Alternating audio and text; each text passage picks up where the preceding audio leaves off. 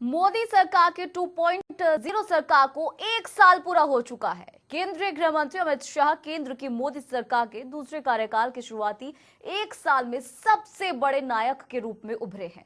अनुच्छेद 370 हो या फिर सीएए, हर मोर्चे पर सरकार का पक्ष रखने को अमित शाह आगे रहे हैं। रिपोर्ट देखिए।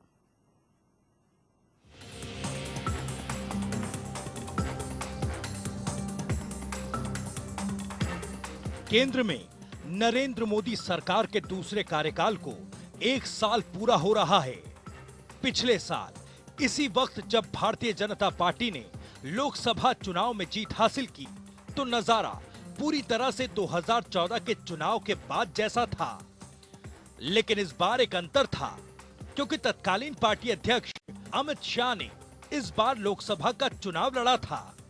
मंत्रिमंडल बना तो इस बार अमित शाह भी इसमें शामिल हुए और उनके गृह मंत्री बनते ही ये तय हो गया कि सरकार में नंबर 2 कौन होगा।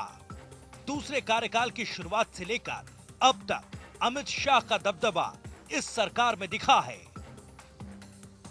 जम्मू कश्मीर से अनुच्छेद 370 को हटाने जैसा कठिन फैसला हो, नागरिकता संशोधन एक्ट को पेश करना हो, संसद के भीतर विपक्ष को झेलना हो या फिर चुनावी पिच पर फ्रंट फुट पर बैटिंग करनी हो, अमित शाह दूसरे कार्यकाल में हर मोर्चे पर डटे रहे और प्रधानमंत्री नरेंद्र मोदी के सबसे बड़े सिपह सालार बनकर उभरे।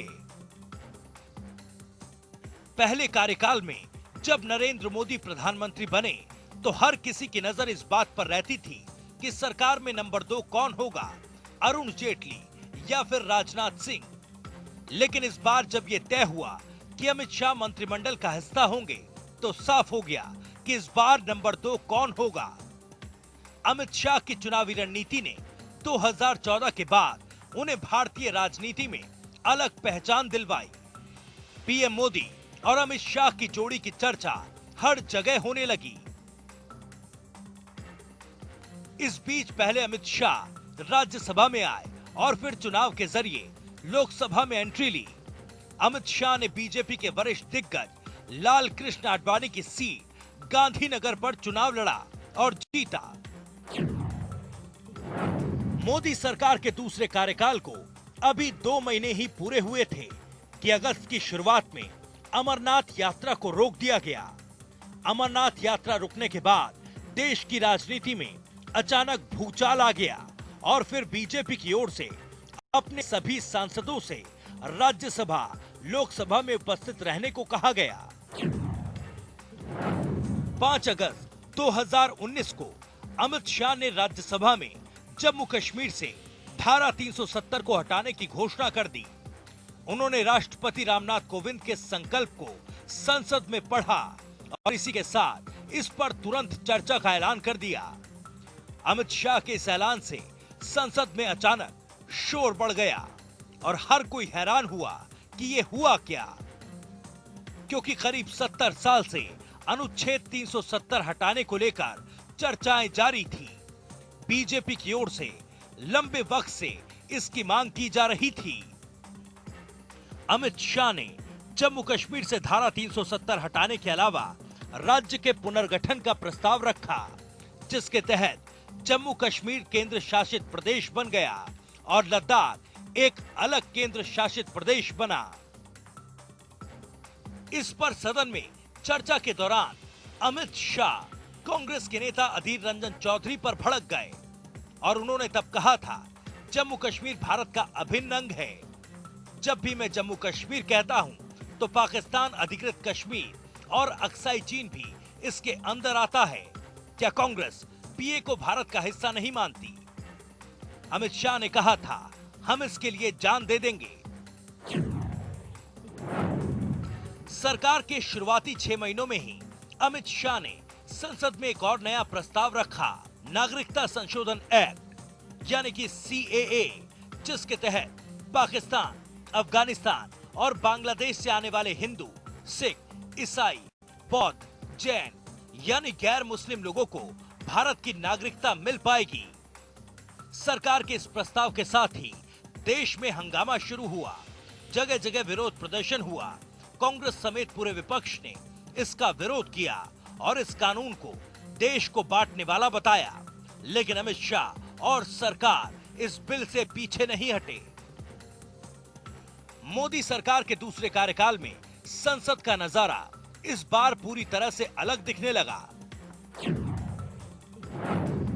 लोकसभा और राज्यसभा दोनों सदन में अमित शाह का दबदबा दिखा। फिर चाहे विपक्ष को आगे बढ़कर करारा जवाब देना हो या फिर किसी तरह का नया बिल पास कराना हो, अमित शाह हर मोर्चे पर सबसे आगे दिखे।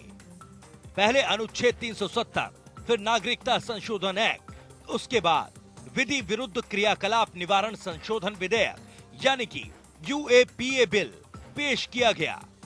अमित शाह की अगुवाई में सभी बिल लोकसभा से लेकर राज्यसभा दोनों में आसानी से पास हुए, जबकि राज्यसभा में बीजेपी बहुमत के आंकड़े से दूर थी। देश में राम मंदिर का फैसला आ गया और सब कुछ शांति के साथ बीत गया, जबकि कई बार ऐसा कहा गया कि फैसले से देश का माहौल बिगड़ सकता है, लेकिन अमित शाह की अगुवाई में कानून व्यवस्था सही रही। ऐसा नहीं रहा कि मोदी 2.0 सरकार और अमित शाह को पूरे साल किसी तरह के विरोध का सामना नहीं करना पड़ा। इस साल की शुरुआत में राजधानी दिल्ली में हुई हिंसा के बाद अमित शाह पर विपक्ष ने सवाल दागे। 3 दिन तक दिल्ली में हिंसा होती रही और इस दौरान दिल्ली पुलिस पूरी तरह फेल दिखी। यही कारण रहा कि अमित शाह बतौर गृह मंत्री विपक्ष के निशाने पर आ गए। दूसरी ओर एनआरसी को लेकर देश में कई तरह की अफवाहें फैली।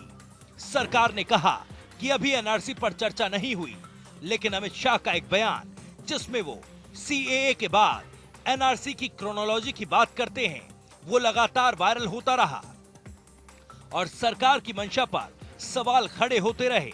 साथ ही दिल्ली में जामिया मिलिया जेएनयू में दिल्ली पुलिस की ओर से की गई कार्रवाई ने भी गृह मंत्रालय पर सवाल खड़े कर दिए। और अब जब देश में लॉकडाउन है, तब भी अमित शाह की गैर मौजूदगी को कई बार विपक्ष ने मुद्दा बनाया। लेकिन इन सब के बावजूद अपने ताबड़तोड़ फैसलों को लेकर प्रधानमंत्री मोदी और गृह मंत्री अमित शाह ने मोदी 2.0 सरकार के पहले साल पूरा होने तक सियासत में अपनी रणनीति का लोहा मनवा ही दिया और अमित शाह प्रधानमंत्री के लिए संसद के भीतर भी सबसे भरोसेमंद सिपह सलार के तौर पर सामने आए। टीम जनता टीवी।